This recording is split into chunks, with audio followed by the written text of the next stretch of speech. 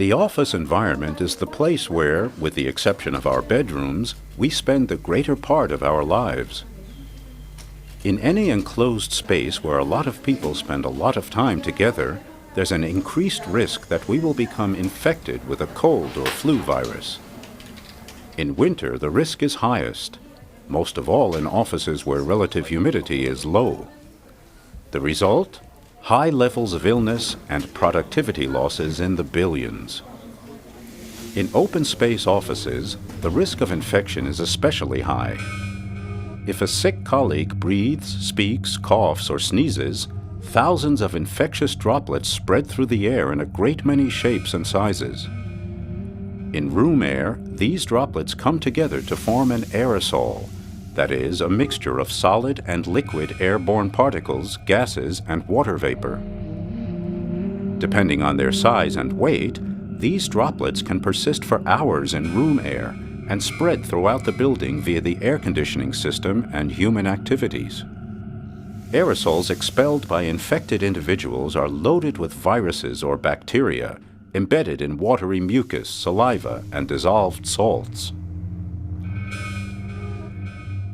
On leaving our airways, the aerosol droplets, with a moisture saturation of almost 100%, are exposed to much drier room air.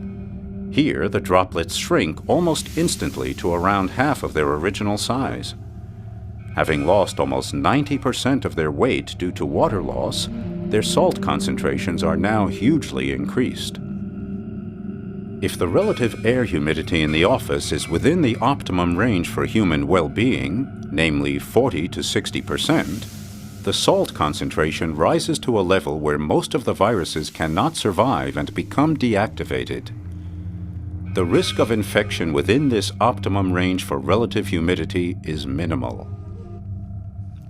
However, things look very different if the relative humidity drops to below 40%. This level of humidity causes the dissolved salt to spontaneously crystallize out, since the aerosols are forced to release even more water to the dry air. Once crystallized out, the salts are no longer harmful to viruses. On the contrary, they help them stay active and infectious for longer.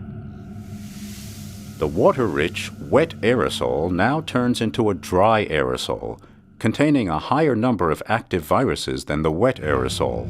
Therefore, the risk of infection from cold and flu viruses is much higher in dry office air. If these dry aerosols are then breathed in, the abundance of moisture in the respiratory tract redissolves the crystalline salts by water absorption. The still infectious viruses are released onto the mucous membranes of the airways, where they can penetrate into the cells and cause infection.